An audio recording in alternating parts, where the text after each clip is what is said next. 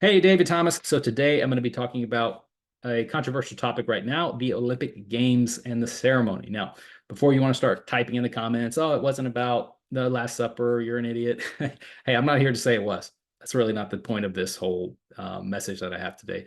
The message I really have today is what is the Christian's role in today's world? We're going to have things like this happen, and we should be surprised about it, whether it was meant to mock Christianity or not.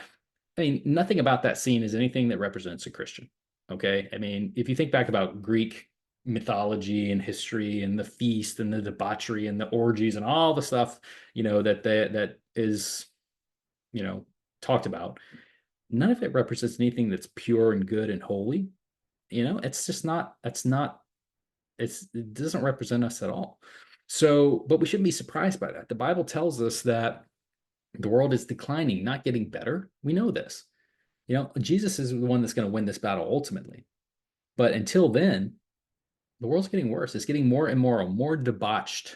All right. What used to be, touted as wrong is going to be celebrated in the street. The Bible tells us that. So there's going to be a twist on what used to be wrong is going to be right. Right. And what's funny to me is that we're not allowed to get offended by that as Christians.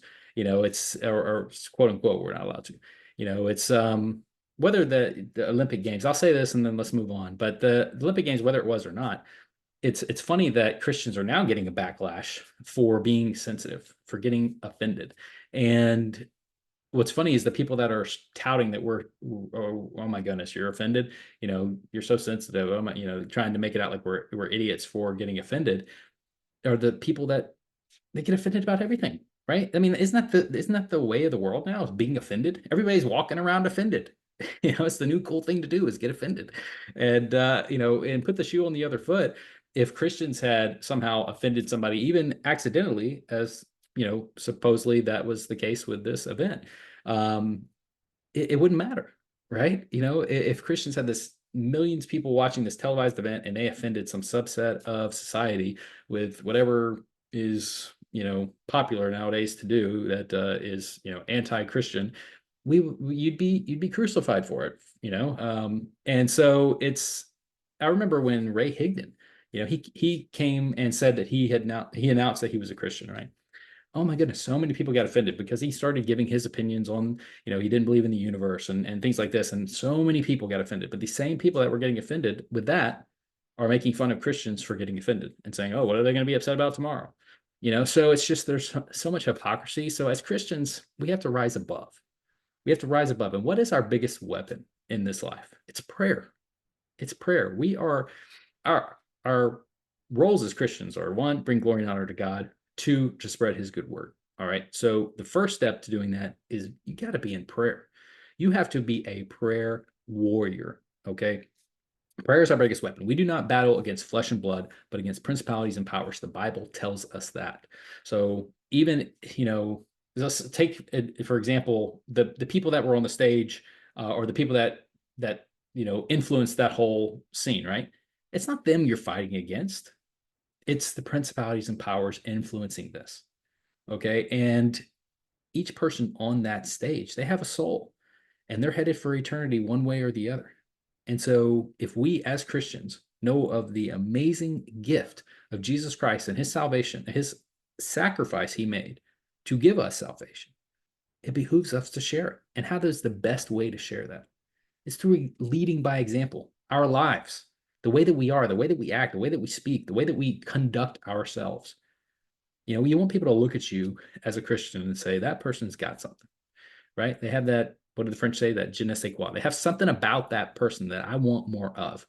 And that person really acts like they love me. They care about me. They always treat me right. They treat others right. They're ethical. They conduct themselves well. You want people to see you as different, because in the world nowadays, people ain't acting like that.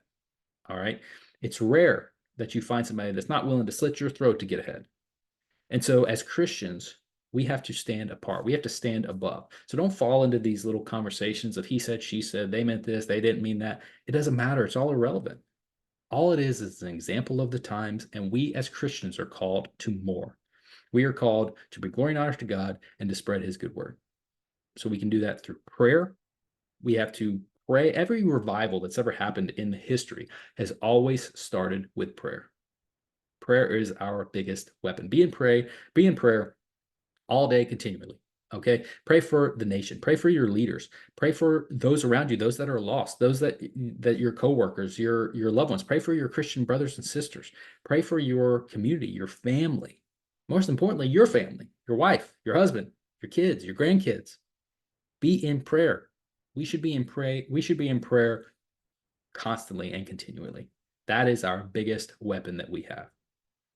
And then we have to lead by example. We have to show the love of Jesus Christ through our lives. So set a good example. Live according to biblical moral standards, and be someone that people can look at and say, there's something about that person. They are different, and I want to know why. That is your testimony, the best testimony that you can have. So hope you get value from this today, and walk away with it with a little better understanding of, as a Christian, we shouldn't be surprised by the things we see in the world, but we are called to to set an example for a better standard. So be in prayer, definitely be bringing glory and honor to God, and be sharing his message with the world. So I love you, I appreciate you, and I will see you back next week.